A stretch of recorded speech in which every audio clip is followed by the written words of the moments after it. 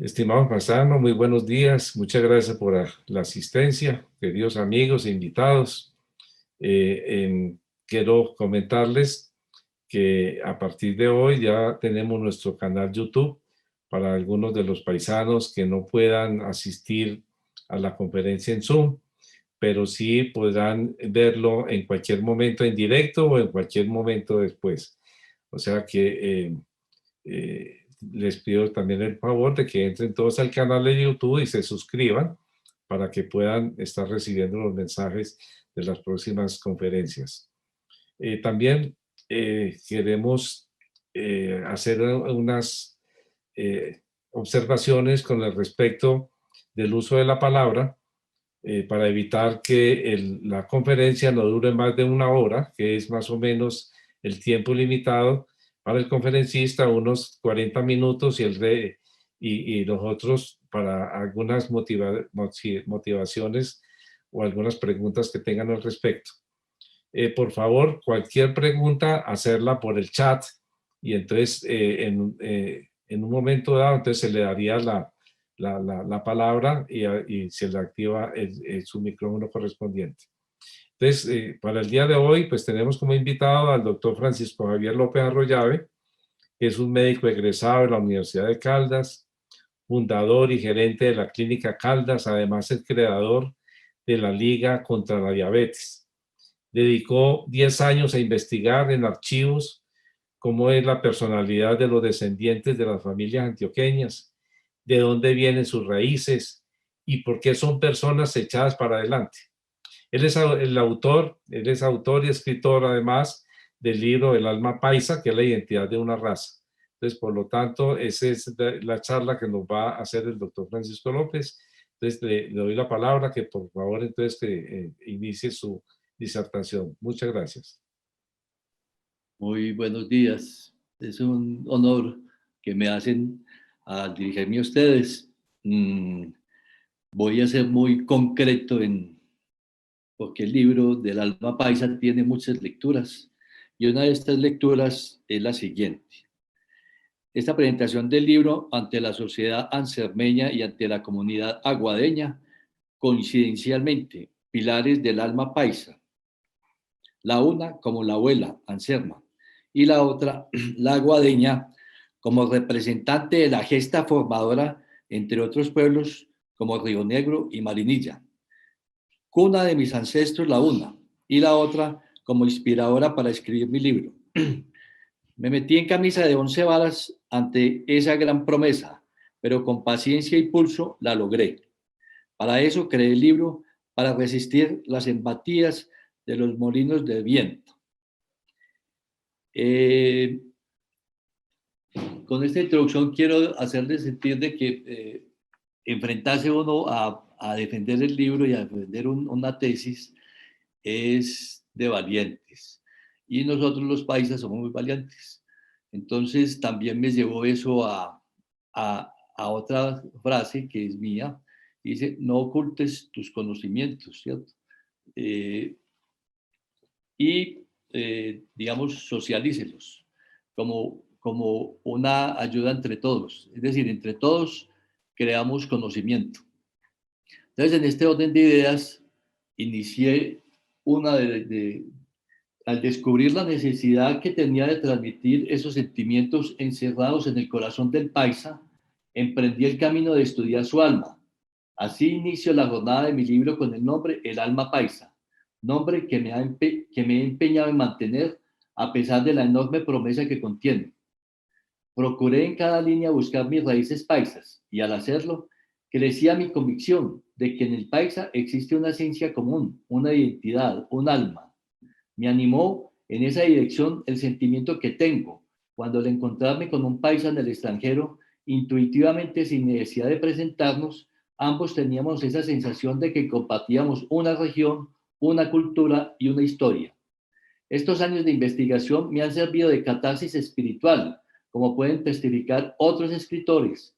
Es un ejercicio permanente de crecimiento personal en el cual sublimé mis pensamientos para concentrar mis energías en esta obra que ahora les ofrezco. Me animaba a ver cómo iba cobrando forma con el tiempo y pasaba a tener una estructura donde ahora es posible recrearse recorriendo su pasado. Consignar los hechos acaecidos en el territorio de Antioquia, Caldas, Risaralda y Quindío es darle vida a sus habitantes, resucitando épocas pretéritas, en donde vivieron muchas y muy variadas circunstancias. Con herramientas de producción elementales abrieron la selva, paso a paso fundaron veredas, luego los pueblos, y muchos de ellos se convirtieron en ciudades progresistas. Hoy, con una gran cantidad de habitantes, 10 millones aproximadamente, conformamos un grupo humano que ha sido la vanguardia del desarrollo del pueblo colombiano. No escondas tus conocimientos ni limites tu conciencia. Ofrécelo como un regalo a los demás. Esta frase la escribí hace algunos años. Desde entonces he reflexionado con frecuencia sobre ella y como una escuela en el vientre de la mula me impulsó a hacer este trabajo de investigación que con orgullo expongo al público. Me hace sentir que no he pasado en vano por este mundo y proyectándome a esa vida futura sentiré desde las alturas esa vibración paisa con toda seguridad en las generaciones posteriores. El libro, en síntesis, es un estudio en parte etnográfico, tiene perspectivas geológicas, antropológicas, arqueológicas, biológicas, sociológicas, históricas y literarias. Incluyo muchos detalles históricos que retomo de mis lecturas, citas de académicos, opiniones y comentarios de mi autoría, extractados de tertulias con amigos y conocedores del tema. El punto aquí importante del libro del alma paisa radica en que el libro tiene 3 tomos. Este primer tomo es el alma paisa, la identidad de una raza. Este trata sobre los ascendientes de nuestra raza. ¿Cuáles son los ascendientes de nuestra raza? Nuestros aborígenes. Entonces, primer pilar, nuestros aborígenes. Segundo pilar, los españoles. Y tercer pilar, los africanos. Entonces, en el contexto de los aborígenes, tenemos que empezar, digamos, con la formación geológica de estas tierras, que las describo, pues, en cierta forma muy amplia. Después hablo de las migraciones, ¿cierto? Las primeras migraciones que hicieron de Asia hacia América, y empiezo, digamos, a través, digamos, después de este sitio. Aquí hay un sitio en Antioquia, en donde hubo una civilización del Valle del Poxe. Eso corresponde a la prehistoria, en donde hubo una comunidad muy interesante con estudios estratigráficos, arqueológicos, llegaron a la conclusión de que esa población pasó por los periodos paleolítico superior, medio, inferior, llegaron a conformar, digamos, prácticamente lo que es la evolución del ser humano en ser horticultores, cazadores, y posteriormente desarrollaron unas civilizaciones ya de asentamientos importantes, en donde ya había unas cerámicas de marrón inciso, y paralelo a ellos casi estaba la cultura quimbaya, que iba desde Quindío hasta el sureste antioqueño. En Antioquia, en el Valle de Poce, es un sitio ubicado entre los municipios de Santa Rosa de Osos o Santa Rosa de Osos, Santo Domingo y otra población que no me recuerdo en este momento. Lo cierto del caso es que en ese sitio hubo una civilización muy importante que influyó, digamos, en cierta forma sobre nosotros. En ese sector se encontraba un batolito, el batolito antioqueño, que existió hace 75 millones de años, y en ese batolito, en términos generales, esta zona de Antioquia fue muy rica en oro, y ese oro ayudó mucho, digamos, al progreso de esta región. Y tenemos la cultura quimbaya también muy bien analizada, que me parece muy, muy importante. Pero aquí lo que quiero resaltar es ya con la venida de los españoles. Los españoles llegaron aquí y me parece a mí fundamental cómo fue el nacimiento de esta raza antioqueña, porque Anserma es el pilar. En Anserma fue la primera ciudad fundada que se tenga noticia en estos terrenos antioqueños. Se ha considerado Anserma como la abuela de Caldas, y la tesis mía es que no es la abuela de Caldas, es la abuela de los antioqueños. ¿Por qué? Porque en 1539 fue fundada por encomienda de Lorenzo de Aldana la Anserma, ¿cierto? Y le colocaron el nombre de Santa Ana de los Caballeros. Más adelante el mismo Jorge Robledo le colocó San Juan, Santa Ana, y hay otro que le colocó San Juan, Pascual de Andagoya, y posteriormente en el año 1541 ya lo llamaban Anserma, por ser Anser, que quiere decir sal. Anserma fue una ciudad, digamos, y habitada por personas de España, y esa connotación de ciudad le dio el carácter de importancia, porque desde ahí se pasaban los colonos a colonizar otras tierras. Entonces tenía mucha importancia porque era el relevo, es decir, la ciudad era española, tenía sus súbditos y tenía mucha importancia. Entonces, la importancia que yo veo, digamos, en Anserma es de que es un pueblo que tiene una historia que contar, que no nos la han contado, que no la hemos reivindicado, en donde hablan de ciertas costumbres. Unas de esas costumbres está, por ejemplo, esta, ¿cierto? Que me parece muy importante señalarla. Dicen así, sobre los enterramientos en Anserma Caldas, ¿cierto? Describen un comportamiento muy parecido al de los egipcios. Enterraban a los muertos con sus mujeres vivas y todo el ajuar que habían adquirido, más los condumios, la chicha y las armas para la otra vida. Él dice así: casan a sus hijas después de estar sin su virginidad y no tienen por cosa estimada haber la mujer virgen cuando se casan. No tienen ninguna ceremonia en sus casamientos. Cuando los señores se mueren, en una parte de esta provincia que se llama Tauya, tomando el cuerpo se ponen una hamaca y a todas partes ponen fuego grande, haciendo unos hoyos en los cuales cae la sanguaza y gordura que se derrite con el calor.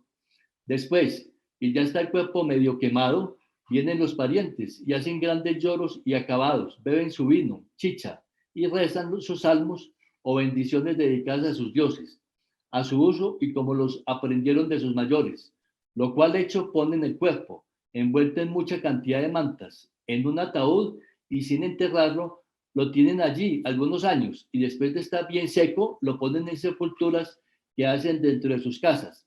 En las demás provincias, muerto un señor, hacen en los cerros altos las sepulturas muy hondas, y después que han hecho grandes lloros, meten dentro del difunto, envuelto en muchas mantas, las más ricas que tienen, y a una parte ponen sus armas y otra mucha comida y grandes cántaros de vino, y plumajes y joyas de oro, y a los pies echan algunas mujeres vivas, las más hermosas y queridas suyas, teniendo por cierto que luego ha de tornar a vivir y aprovecharse de lo que con ellos llevan.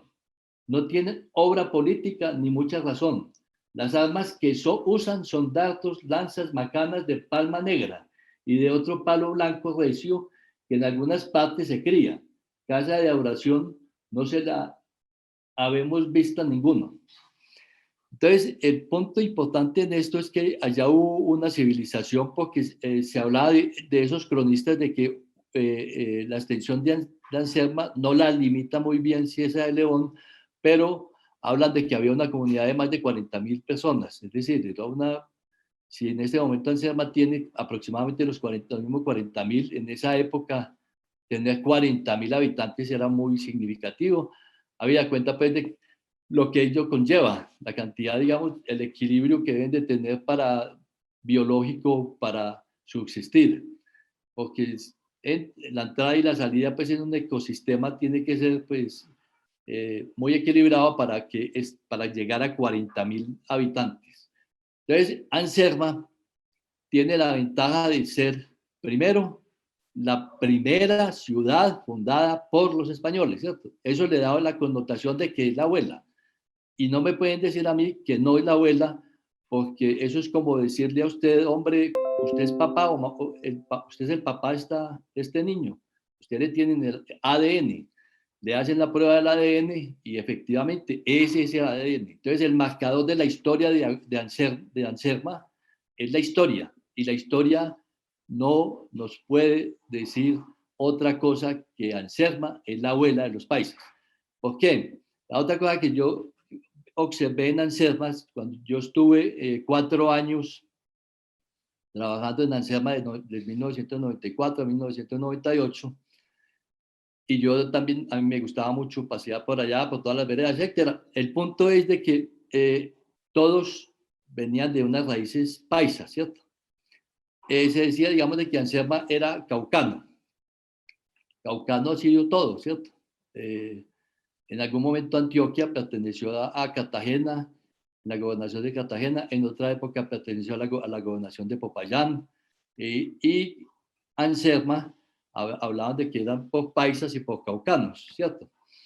Lo cierto del caso es que en la conformación del grupo de Anserma, mis ancestros son descendientes de esa colonización del lado occidental del río Cauca. Entonces, y en esencia, los ansermeños venimos de esa parte paisa que nosotros, si seguimos hacia atrás, empezamos con Aguadas, ¿cierto? Entonces, Aguadas merece un capítulo aparte, porque aquí, entonces ya voy a pasar a la parte de Aguadas en este punto. En Aguadas fue fundada en 1542 por Miguel Muñoz, y ahí habían 12 caballeros de Goletilla, es decir, traían sus familias, y al traer sus familias aquí, los criollos fueron, digamos, dentro de esas familias hubo cuatro personas muy importantes, entre ellas uno, Mateo Castrillón, que tuvo en encomienda el Valle de Aburrá. Es decir, y fueron los primeros en llevar las vacas al Valle de Aburrá. Esta gente nacida en Asma, como Mateo Castrillón, también fue, si no alcalde, un personaje muy importante en Santa Fe de Antioquia, que para ese entonces siempre fue, digamos, la capital de Antioquia, hasta que pasó lo de 1826, que en 1826 ya fue Medellín la que fue ya la capital de la montaña, y desde siempre ha sido, y lo seguirá siendo. El segundo personaje nacido en Asma, bueno, son otros 3 que también tienen importancia, porque el uno fue sacerdote, y se habla de que el primer sacerdote antioqueño fue nacido en Asma. Entonces, en ese orden de ideas, Asma viene a ser, digamos, como el brote, ¿cierto?, de la raza paisa. Y además de que de Asma salieron los fundadores de Marinilla. Ahí hay un señor llamado Francisco Masueto, que también es importante tenerlo en cuenta para esta génesis del Asma paisa. Y la otra es de que Asma le sirvió, todos los títulos nobiliarios le sirvieron a Río Negro. Y resulta que Río Negro está al lado de Marinilla. Y a Río Negro fue de la jurisdicción del Cauca, lo mismo que Marinilla, y no por eso deja de ser paisa. Es decir, la conformación del paisa, digamos, si lo vamos a ver solamente, digamos, desde el punto de vista regional, digamos, no me encasilla dentro de mi pensamiento, porque es que el hecho, digamos, de que Río Negro esté a unos pasos de Marinilla y este grupo paisa, digamos, en algún momento es caucano, no le quita la connotación de ser paisa. Entonces, en ese orden de ideas, ACMA, para mí, fue es decir, es un pilar en la formación del grupo paisa. Y ACMA es un corregimiento de Aguadas. Y ACMA tuvo una historia, pues, muy, digamos, muy trasegada, porque tuvo muchas, fue de la provincia de Santa Fe de Antioquia, fue del cantón de Salamina, del cantón de Toro, estuvo del Cauca, lo dicho, estuvo incluso de Anserma y de Cartago. Lo cierto del caso es que ACMA por el tiempo se extinguió, pero desde ahí salieron los primeros brotes, pues, paisas. El punto importante de ACMA es que está con Aguadas, y Aguadas, importantísimo porque hace parte del paisaje cultural cafetero, lo mismo que Anserma, que es patrimonio de la humanidad, y desde el punto de vista turístico es importante resaltar estos municipios para que la gente conozca bien estos pueblos, porque merecen conocerlos. El punto con Aguadas es que en Aguadas fue el pilar, por aquí pasaron nuestros colonizadores y siguieron hacia el sur. Y Aguadas fue una de las, de las más importantes ciudades hasta el año 1830, es decir, estaba ocupando casi el 30º lugar dentro del contexto de Colombia. Esa es una parte, pues, que yo quiero defender, digamos, a estos dos pilares, ¿cierto? De los ansermeños y de los aguadeños como pilares de la formación de la raza paisa. Creo, pues, que no me quiero extender mucho porque el libro da para muchas lecturas, pero quería resaltar esos dos aspectos del libro. Si hay alguna pregunta, con mucho gusto.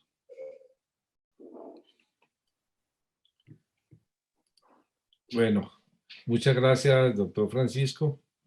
Una disertación muy interesante, de mucha instrucción para todos nosotros. Si alguno de los asistentes tienen alguna pregunta, por favor hacerla ahí por el chat, como se ha manifestado, o alguna complementación. Álvaro, yo quería felicitar al doctor Francisco por el esfuerzo que ha hecho, porque entrar en una órbita de una historia como la historia caldense antioqueña no es una órbita fácil de ilustrar, sobre todo porque hay muchos enfoques, ¿no?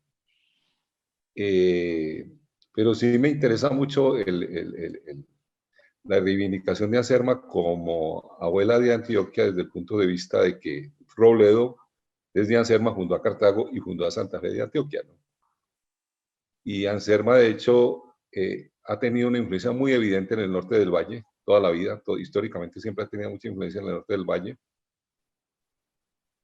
Y yo no sé, con relación a Santa Fe de Antioquia, ahora por el nexo con Aguadas, Marinilla y Río Negro, creo que ahí nos está tendiendo un puente como para entender esa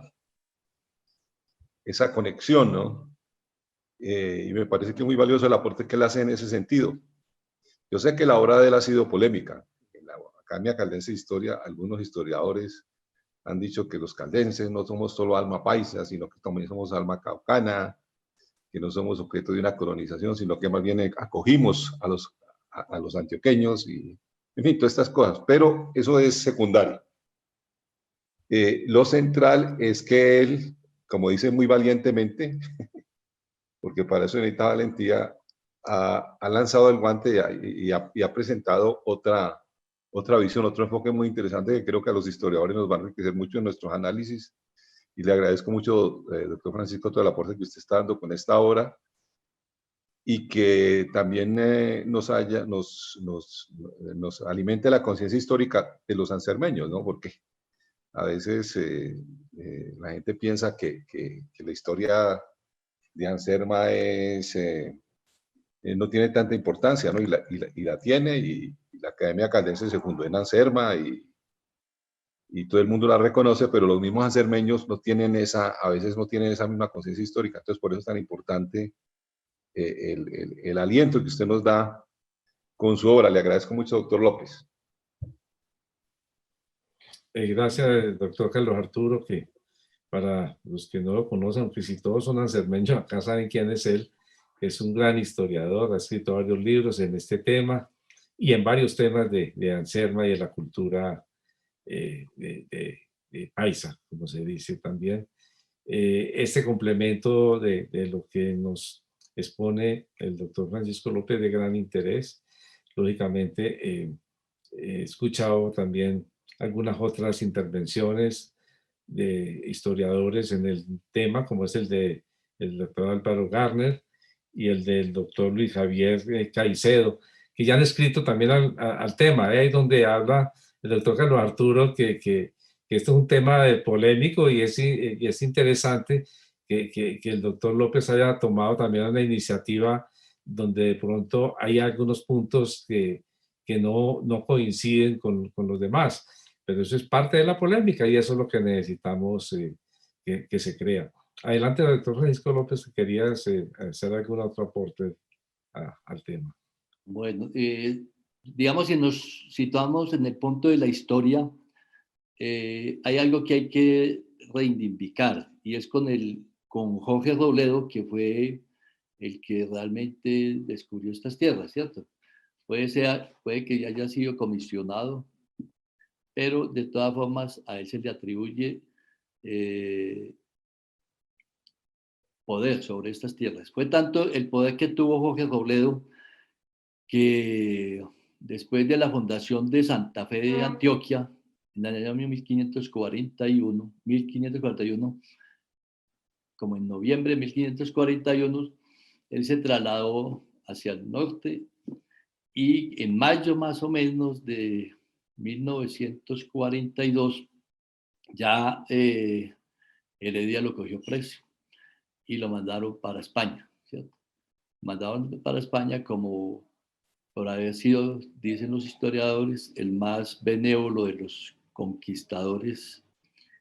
Por eso fue lo que lo acusaron. Pero él llegó a España, y en España el emperador no solamente lo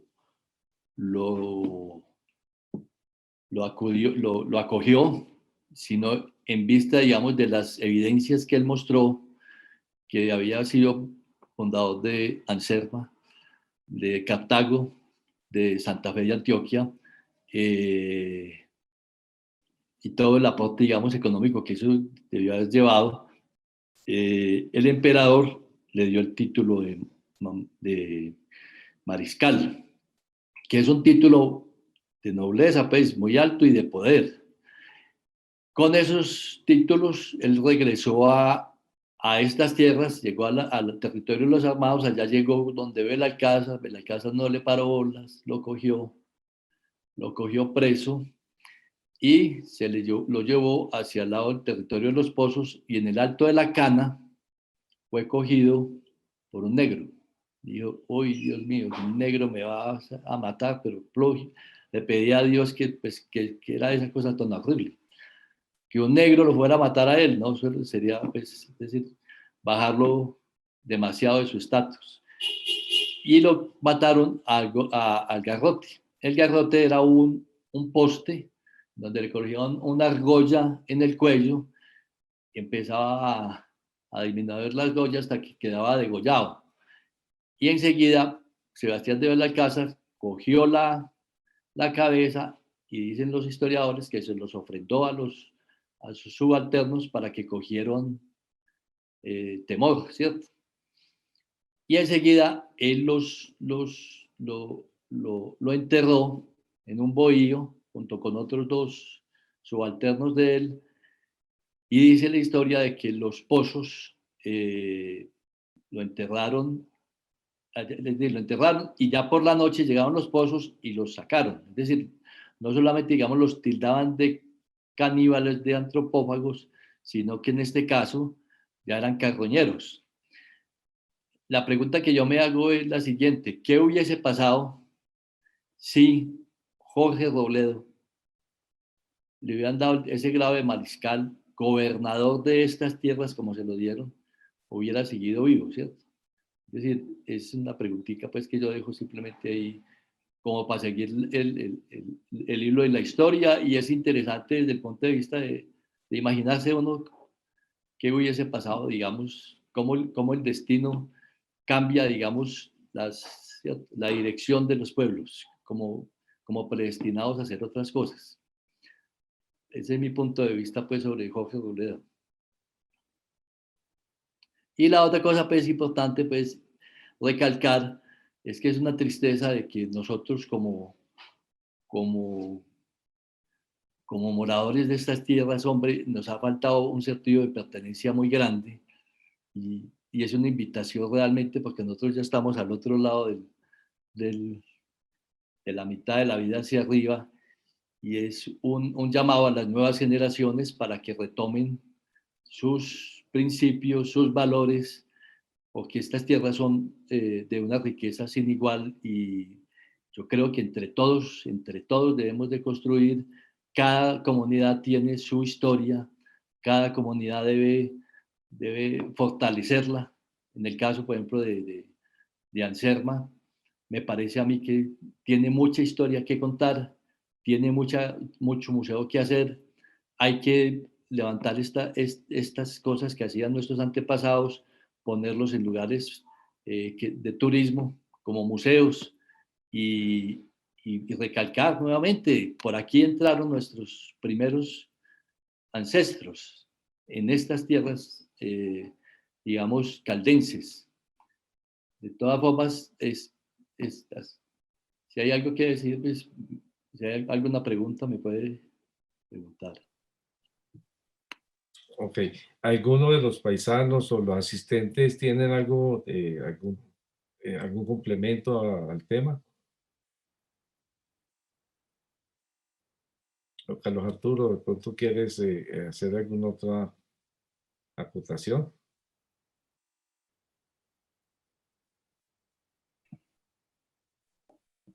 Yo creo que ese apelo que el doctor Francisco hace a las nuevas generaciones es muy importante. De hecho, ahora hay un grupo muy interesante en Anserma, en la biblioteca Arturo Restrepo, liderado por Wilton Holguín, y una niña, Natalia, que están, digamos, reivindicando todo ese aspecto. Y bueno, ha habido también historiadores jóvenes que yo ni conocía que han trabajado sobre distintos temas. Esa conciencia está despertando, pero sí es muy importante que sea generalizada y que se explicite en acciones culturales, como cual dice el museo, ¿no? La Fundación Amián Serma está proyectando un museo antropológico, recolectando las piezas de los ansermas que están por ahí regadas entre distintas familias, que no saben a quién entregarle esas piezas porque no hay una institución que se empodere de ellas, que sea de confianza. Entonces ahí están en esa lucha, pero realmente nos estamos demorando mucho. Hay que hundir el acelerador para que eso se haga realidad cuanto antes, ¿no? Eso me parece muy importante todo lo que usted dice. Y esa tragedia de Robledo, pues es una tragedia que inclusive yo no sé por qué a nuestros poetas y a nuestros autores de libros no los ha conmovido lo suficiente, ¿no? Pero hay un escrito muy interesante que yo publiqué en un libro que se llama Noticias de la Selva Histórica, que se llama El Sino de los Pelureros, que lo escribió Enrique Otero da Costa, que fue uno de los grandes defensores de la historia de Anserma, mientras estuvo en la Academia Colombiana de Historia, y fue el que fundó el Centro de Estudios Históricos de Manizales. Y él ahí cuenta eso, cómo esos peluleros tuvieron asesinos, ¿no? Eran los hombres de Pizarro que subieron desde el Perú hacia Ecuador, hacia la gobernación de Popayán, y llegaron hasta Antioquia, y son los conquistadores que llegaron en el occidente de Caldas, y como entre ellos siempre hubo violencia, siempre se mataron, ¿no? Inclusive un descendiente, un hermano de Santa Teresa de Ávila, que estaba ahí, un Cepeda, en Santa Fe de Antioquia, tuvo problemas, digamos, entre los mismos conquistadores, y ahí hubo también muertos. Entonces, y uno del perfil de Robledo y el perfil de Belalcázar, y uno se aterra porque Belalcázar llegó a ese estado como de criminalidad, ¿no? Entonces, hablando de ese signo de los pelurelos, cuenta que eran muy quijotescos, y yo creo que eso sí lo heredamos. Don Quijote se pasea todos los días por el occidente del Perú para arriba hasta Antioquia, ¿no? Entonces, es un relato interesante, pero hay muchas cosas ahí curiosas de nuestra historia y que lamentablemente se pierden, que la gente no las disfruta, ni las elabora en la cultura como debería ser, ¿no? Y yo no entiendo por qué no hay películas, obras de teatro, pinturas, cosas interesantes, sobre todo esas escenas, reconstrucciones históricas, en fin. Y esa es una tarea que tenemos pendiente los sancermeños. Y creo que en Santa Fe de Antioquia tampoco hay mucha cosa sobre Robledo. Es muy curioso, ni en Cartago tampoco. Entonces hay que reivindicar muchos todos esos personajes, ¿no? Tanto las culturas ancestrales, claro, los ancestrales como los conquistadores y desde luego los mestizos que descendemos de ellos y que hemos aportado pues también algo a la historia, ¿no? Entonces, me parece que es un llamado muy interesante el que hace el profesor López, y que sería ese libro una semilla para que ese llamado pues se tuviera muy en cuenta, ¿no? Ok, doctor Carlos Arturo, muchas gracias. Esos aportes son de mucha importancia. Y es una invitación también a las nuevas generaciones que la historia no se pierda. Recuerden que de todas maneras, adicionalmente, Jorge Robledo, antes de fundar a Cartago, que muchos, no sé si lo saben, recuerden que Cartago fue fundado donde actualmente hoy es Pereira. Sí. Y ya después Cartago ya cambió de sede. Y en esa época Anserma se llamaba Umbra. O sea, Anserma ha tenido muchos nombres, y precisamente el mariscal Robledo fue el que le dio, como dice el doctor López, el de Santana a los Caballeros. De todas maneras, le agradecemos mucho al doctor Francisco. Hay algunas personas que están interesadas en su libro. Yo anoté en el chat su número telefónico. No sé si de pronto hay otro medio de donde se puedan conseguir los libros. Muchas gracias. Sí, por ahora podemos hacerlo así personalmente para inducir al lector sobre la lectura del libro, que realmente es mucho más de lo que uno cree, porque es que detrás del alma paisa está el alma humana. Todos los seres humanos somos iguales, y si usted coge, por ejemplo, 5 personas en los 5 continentes, niños, y los educa bien, los 5 son genios, ¿cierto? Entonces es todo cuestión de metodología. Y me refería yo al caso de los molinos de viento en este sentido. Es decir, usted ve de lejos unos gladiadores, unos enemigos, y usted se acerca a esos enemigos y ve que no son enemigos, sino son molinos de viento. Y resulta que usted empieza ya a ver cuál es la naturaleza de ese molino de viento. Usted ve las aspas manejadas por un eje, y ese eje, al girar, va produciendo otros efectos, como son el de triturar, volver harina, transformarse en energía eléctrica y en otro tipo de energías como hidráulicas, ¿cierto? Entonces, es la capacidad que tienen todos los seres humanos, hombre, de construirnos, y nos tenemos que construir entre todos, hombre, y mirar que las perspectivas son muy buenas. Y yo sé, y creo honestamente, hombre, que el paisa tiene una calidad inmensa en todo sentido. Entonces, a eso me aferro, porque nuestros antepasados, lucharon muy duramente en estos terrenos. Y esas partes se heredan. Nosotros somos un pueblo de trabajo, nosotros madrugamos, nosotros luchamos, hacemos las cosas y buscamos muchas soluciones, ¿cierto? Entonces, en ese sentido, ese es el llamado que lo hago, pues, en el fondo, el alma paisa es el alma también humana. Gracias, doctor López. Es un cierre de mucha inspiración. Esperamos entonces para la próxima semana. Recuerden que tenemos un nuevo conferencista, que es un lancermeño. Si alguno de los presentes no saben quién es el doctor Ramón Darío Zuluaga Giraldo, Es un médico veterinario zootecnista con un magíster en mercadeo agropecuaria y agroecología. Es director del Centro Internacional de Agricultura Orgánica, es asesor del Alto Consejero Presidencial en Seguridad Alimentaria y de la Agencia Presidencial para la Acción Social y la Cooperación Internacional. Es un conferencista internacional y el tema que se va a tocar es seguridad alimentaria y nutricional, o sea que es de gran importancia para todos, incluyendo pues la ANSERVA e incluso ojalá muchas personas se puedan vincular a este tema, ya que hoy en día la seguridad alimentaria es lo único que es el futuro para las nuevas generaciones, como le habíamos dicho en la semana pasada. Les agradezco mucho, creo que ya cumplimos con el tiempo. Queremos que estas conferencias no pasen de 1 hora y tenemos más o menos el tiempo preciso. Si alguien tiene algo que aportar, por favor, nos muestra. Aquí veo en el chat alguna insignación. Dice Luis Miguel Cataño: la historia se fortalecería si los encermeños que emigraron vuelven a invertir en su pueblo y a continuar la historia. Ese es un llamado muy importante de Luis Miguel Cataño, que decía desde la semana pasada, de pronto de algunas inversiones hacer en ANSERMA. Esto de la seguridad alimentaria es un tema que hay que tenerlo muy presente. Y ojalá los invito a las personas que sea más, hemos dicho, invitar a las nuevas generaciones, a nuestros hijos, a nuestros nietos, a que continuemos en estos temas y no olvidar la historia. Muchas gracias por la asistencia y esperamos entonces verlos la semana entrante con nuevos temas. Gracias, doctor Francisco López.